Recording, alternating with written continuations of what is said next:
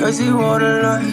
Yeah, life's I've been with midnight through the city. I've been going through some things, trying to get my mind right. Push the bucket to the limit, push that mission to the finish. Gotta get the full control, gotta get my mind right. Yeah, life's I've been with midnight through the city. I've been going through some things, trying to get my mind right. Push the bucket to the limit, push that mission to the finish. Gotta get the full control, gotta get my mind right. Yeah, flashing on these high beats, you won't stay beside me, even if I'm blinded.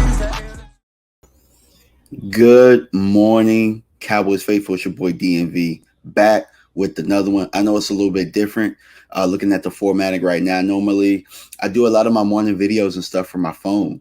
But right now, I'm having a little bit of trouble with YouTube and connecting to my phone. Some kind of malware thing. I have no clue what it is. My other accounts connect to my YouTube app, but for some odd reason, the DMV one doesn't. So we're going to get that figured out. But until we do, morning videos will go straight from my laptop, and it might even be better, a little bit better this way. But before we do anything else, man, I want to, extend thoughts and prayers to Damar Hamlin and family. I definitely think it was a traumatic experience for myself, watching that game, watching him lay lifeless, watching them try and resuscitate him. It was definitely something that I have never seen. I've seen hundreds, maybe thousands of football games and been involved in them, and I've never seen anything of that magnitude. So I think in cases like that, people, they don't really know, because it's such new ground. They don't know how to really, walk around. You kind of got to walk on eggshells. And I've really just been hearing people reflect on it. I've been hearing people talk about it. I've been seeing people fight, scratch and claw over it.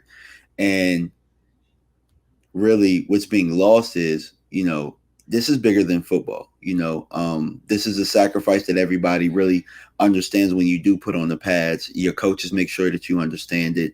Your parents make sure that you understand it. You as a player, you understand it.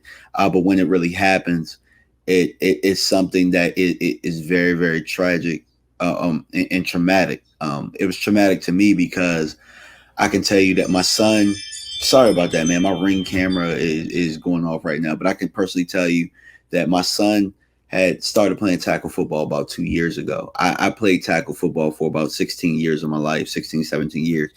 And as right as it happened, I didn't know whether to show him that these are the dangers of the game, or, whether to just pull him all together. At that moment, I didn't even want to think about football. I didn't even do a video yesterday. It was just troubling to really even think about. But it's healthy to reflect on it. It's healthy to talk about it with people. It's healthy to hear people who have a different perspective.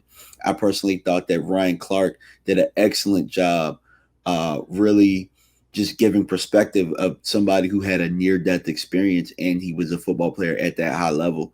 So big ups to him, big ups to Scott Van Pelt, big ups to Lisa Salters, big ups to Booger McFarland and Adam Schefter for holding things down during the time where they had to hold space, man. Like, nobody knew what to do, what to say. A lot of those times where we see the stretchers and the gurneys and stuff come out, we see guys, give a thumbs up or something of that nature. But in this case, it wasn't that. So, all I can really do is offer prayers. And another thing that's being lost in this is how well the first responders reacted to all of this, and how well of a job they did. 9 minutes of CPR. So I wanted to give a big ups to the first responders. And if that didn't show you guys, this nation, this world, how important first responders are, then I don't know what will. So I wanted to be one of the only people that I know that gave kudos to that team. I'm not sure exactly what it is that needs to happen as far as recognizing that group, but I thought they did a hell of a job holding things down on that field. And that's about all I want to talk about this morning when it comes to that. Maybe later on this week, we'll talk about it a little bit more. But the one thing that I do know is that Damar from what I understand, is breathing a little bit better with the machine. So all we can really do is hope for progress, hope for better, you know. And so, with that being said, man, it's really tough to jump into straight football, but I'll keep it, I'll keep it light. But the landscape of the NFC East has changed quite a bit, and the Dallas Cowboys are within one game of the Eagles, so Dallas has a chance to be a number 1 seed or a number 2 seed, depending on the Eagles game and the Giants. So it appears that the Giants are going to probably play their starters, and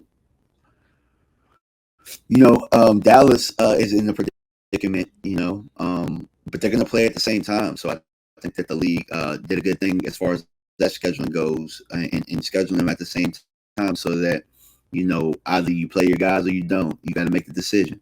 I think Dallas, with the recent events, might want to think about pulling the guys back. But also, you got to keep this in mind, too. Do you want the confidence of your guys moving forward?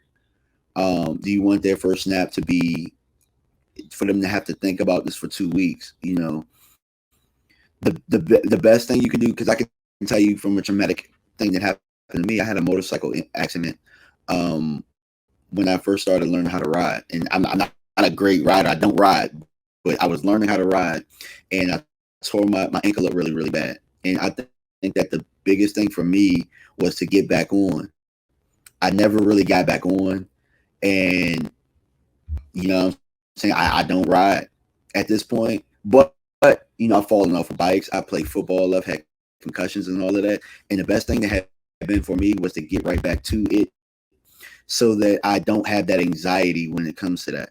So I think that teams across the league are going to have to deal with that type of anxiety and try and figure out what they're going to do moving forward. So it's a big week for that. It's a big week for awareness, and it's a big week for mental health around the league.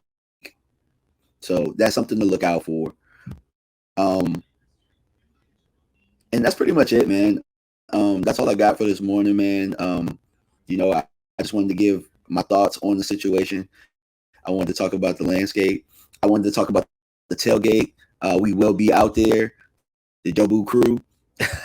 Yeah, I just talked with Mark yesterday, so we'll be out there for the game.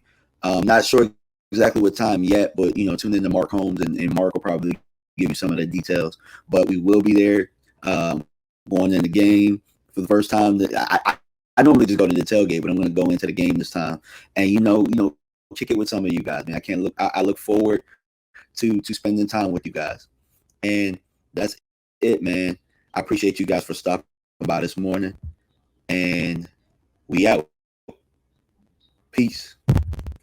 I can't feel the pain, I'm numb. All you say, to keep it real and stay 100 through the rain.